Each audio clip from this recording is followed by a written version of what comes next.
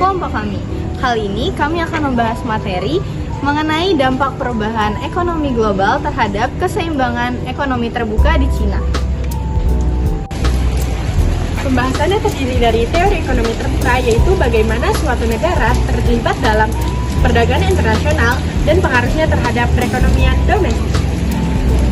Kemudian, kami akan membahas kebijakan ekonomi terbuka dari Cina dan peran pentingnya dalam perdagangan global, termasuk posisi sentralnya dalam rantai pasok dunia.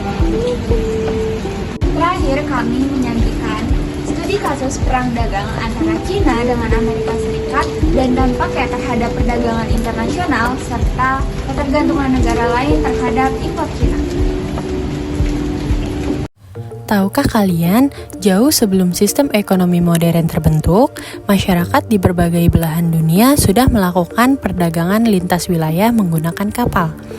Meskipun belum ada teknologi canggih seperti sekarang, aktivitas ekspor dan impor sudah menjadi bagian penting dalam kehidupan. Saat ini, sistem ekonomi terbuka menjadi pilar utama dalam perekonomian global, karena setiap negara memiliki keunggulan dan kebutuhan yang berbeda. Perdagangan internasional memungkinkan mereka untuk saling melengkapi dan tumbuh bersama. Dalam ekonomi terbuka, produsen suatu negara bisa menjual barang ke luar negeri atau ekspor, atau membeli barang dari luar negeri atau impor. Hal ini juga bisa membuat perekonomian semakin terhubung dan saling bergantung. Contohnya, Tiongkok menjadi salah satu negara dengan perdagangan internasional yang sangat aktif. Negara ini tak hanya mengekspor barang, tetapi menjalin kerjasama ekonomi di berbagai sektor, mulai dari teknologi, keuangan, hingga infrastruktur.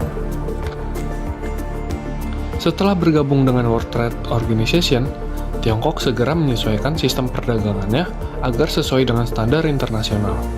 Salah satu langkah pentingnya adalah memperlakukan Undang-Undang Perdagangan Luar Negeri pada 1 Juli 2004. Undang-undang ini mencakup banyak hal, mulai dari ekspor-impor barang, perlindungan hak kekayaan intelektual, hingga penyelesaian sengketa perdagangan seperti dumping.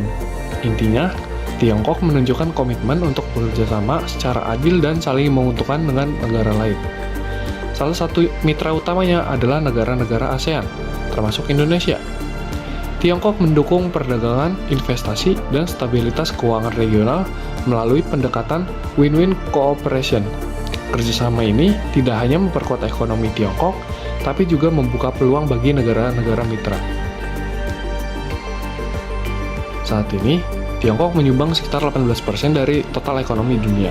Dalam 20 tahun terakhir, pertumbuhan ekonominya konsisten berada di kisaran 6 hingga 8% per tahun. Ini menjadikan Tiongkok sebagai salah satu penopang utama stabilitas ekonomi global, terutama setelah pandemi COVID-19. Tiongkok bukan hanya dikenal sebagai pusat manufaktur dunia, tapi kini sedang bertransformasi menuju ekonomi berbasis jasa dan teknologi. Sektor digital, e-commerce, dan energi terbarukan tumbuh pesat dan menjadi tulang punggung pertumbuhan baru. Namun, Tiongkok juga menghadapi tantangan, seperti krisis properti, ketegangan dagang dengan Amerika Serikat, dan tekanan geopolitik.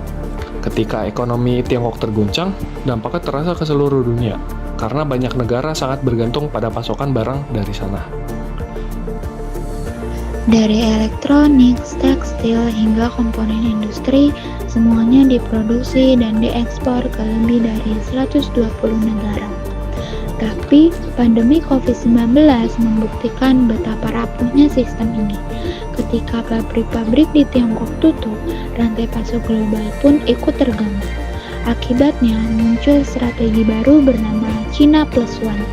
Artinya, perusahaan global mulai membuka fasilitas produksi di negara lain, seperti Vietnam, India, bahkan Indonesia, agar tidak terlalu bergantung pada Tiongkok. Negara-negara seperti Jepang dan Amerika juga mulai mempromosikan kebijakan reshoring dan nearshoring, yakni memindahkan kembali sebagian produksi ke dalam negeri atau wilayah yang lebih dekat secara geografis dan politik. Nah, ini adalah momen penting bagi Indonesia. Jika kita ingin menjadi alternatif yang menarik bagi investor global, kita harus bebenah. Perlu reformasi birokrasi, pembangunan infrastruktur logistik, dan peningkatan kualitas tenaga kerja. Vietnam dan India sudah mulai menunjukkan daya saingnya. Indonesia punya potensi besar, tapi juga harus bergerak cepat. Jika berhasil, kita bisa menjadi bagian dari rantai pasok global yang lebih beragam dan tahan krisis. Selanjutnya, kita masuk ke bagian studi kasus, yaitu perang dagang antara Amerika Serikat dan Tiongkok. Sejak tahun 2018, perang dagang antara Amerika Serikat dan Tiongkok bukan lagi sekedar soal tarif impor, tetapi bagian dari konflik strategis dalam bidang ekonomi, teknologi, dan geopolitik. Tahun 2025, ketegangan kembali meningkat. AS mengenakan tarif 32% terhadap produk Tiongkok, bahkan berencana menambah tarif 10-20% pada seluruh impor. Dampaknya apa sih? Dampaknya itu sangat luas, termasuk ke Indonesia. Sebagai mitra dagang utama kedua negara, Indonesia ikut terkena imbas. Permintaan ekspor menurun, harga komoditas seperti batu bara jatuh, nilai tukar rupiah melemah, dan pertumbuhan ekonomi ikut melambat. Namun, di balik tantangan ada peluang. Ketika produk Tiongkok dikenai tarif tinggi, ekspor Indonesia ke AS justru meningkat. Data menunjukkan pada tahun 2019, ekspor Indonesia ke AS naik 4,5% menjadi 18,64 miliar US dollar. Sementara ekspor ke Tiongkok menjadi menurun. Selanjutnya yaitu ketimpangan perdagangan dan relokasi industri. Berdasarkan grafik perdagangan AS dan Tiongkok menunjukkan ketimpangan besar, yaitu AS mengimpor sebesar 462 miliar US dollar dari Tiongkok, tapi hanya mengekspor sekitar 143 miliar US dollar. Defisit perdagangan ini memicu langkah-langkah protektif termasuk tarif yang tinggi.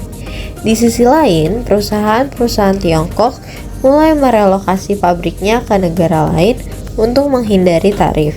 Sayangnya, dari 33 perusahaan yang pindah, hanya 7 yang memilih Indonesia. Sebagian besar lebih memilih Vietnam karena dianggap lebih efisien secara birokrasi dan logistik. Ini tuh menjadi catatan penting bagi Indonesia, yaitu jika ingin menjadi tujuan investasi yang menarik, kita perlu mempercepat reformasi dan memperkuat daya saing. Dari semua dinamika ini, jelas bahwa Tiongkok memegang peran penting dalam ekonomi global sebagai pendorong pertumbuhan sekaligus sumber resiko. Indonesia pun harus cerdas dalam bersikap, menjaga posisi netral, memperluas pasar ke luar tradisi seperti Afrika dan Asia Selatan, memperkuat industri lokal, dan meningkatkan efisiensi dalam negeri adalah langkah-langkah yang harus segera diambil. Ekonomi terbuka bukan hanya soal jual beli antar negara, tapi juga soal strategi, kerjasama, dan kesiapan kita menghadapi perubahan global.